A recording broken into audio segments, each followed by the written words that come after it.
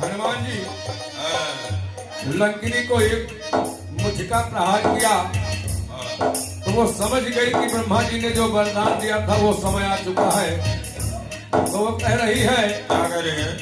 कि हे प्रभु, हे हनुमान जी, आप जाओ, मुझे जो ब्रह्मा जी ने वरदान दिया था आज मुझे वो दिखाई पड़ रहा है। कहा कि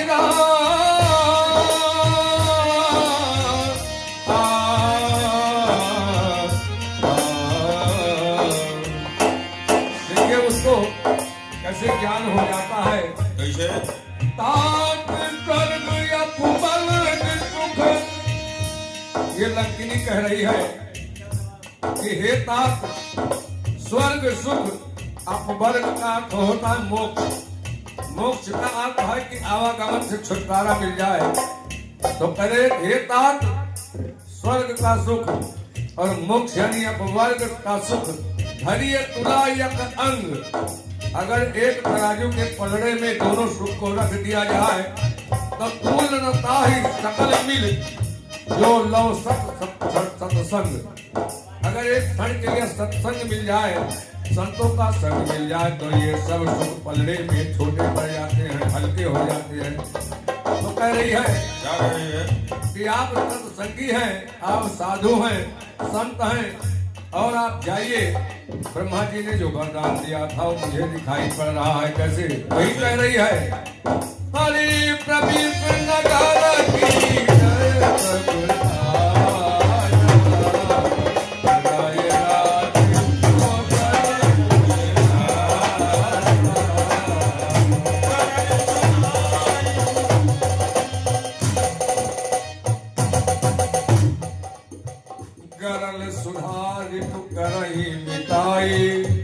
गोपद सिंधु अनल शीतलाई। अरे करुण सुमेरु, ये कह रही है कौन? ये लंकिनी हनुमान जी को समझा रही है कि जिनके ऊपर राम की कृपा हो जाए, गरल सुधा यानी विष अनंत हो जाता है।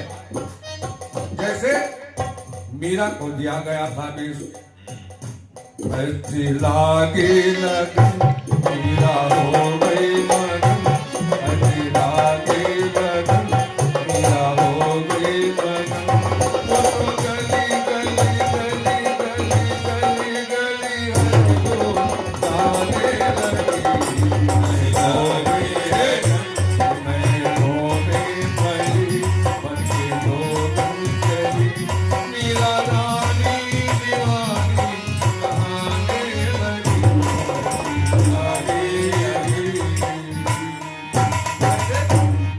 तो विश्व उसके लिए अमित हो जाता है जैसे मीरा के लिए हो गया था। बस लगन प्रभु में होनी चाहिए। तो गरल सुधारी पुत्र ही मिताई, लंकिनी समझा रही है अगर जहर है तो अमित बन जाएगा। गरल सुधारी पुत्र ही मिताई, गोपन सिंधु अनल शीतलाई। अगर सागर नागना है तो गाय के खुर के बराबर हो जाएगा। और अग्नि है वो शीतलता प्रदान करना शुरू कर देती है। इसको घुसुंडी महाराज धीरे धीरे घुसुंडी जी गरुड़ महाराज को कसा सुनाते हुए कहते हैं, हे गरुड़ महाराज, जिनको राम जी कृपा करके एक बार देख दे उनके लिए कोई काम दुर्लभ रह ही नहीं जाता है। और गोपद सिंधु अनल शीतलाई, और कैसे समुद्र गाय के खुर के बराबर अग्नि शीतलता प्रदान करती है और शत्रु मित्र हो जाते हैं जिस पर राम की कृपा हो जाए।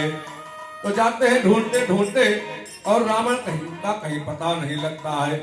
और एक मकान ऐसा दिखाई पड़ता है, क्या हरि भवन है हरि मंदिर कहाँ भिन्न बनावा है। कैसा? रामायुध अंकित गृह, धनुष है, बाण है, चक्र है, तुलसी का दिरवा है। ये उनके घर में, ये संतों का लक्षण है। उनके घर में ये सब उनके दरवाजे पर अवश्य होगा। शंकर जी का मंदिर होगा और नौ तुलसी का वृंद कहाँ देख हर्ष कपिराय। हनुमान जी को बड़ी खुशी हो गई कि कोई यहाँ भगवान का भक्त कैसे आ गया। तो मन में शंका हो रही है, बाबा जी लिखा अरे मैं प्रभु नगर की गए तब पाया अरे बैराग को जने तुझे राजा लंका नीति करनी करनी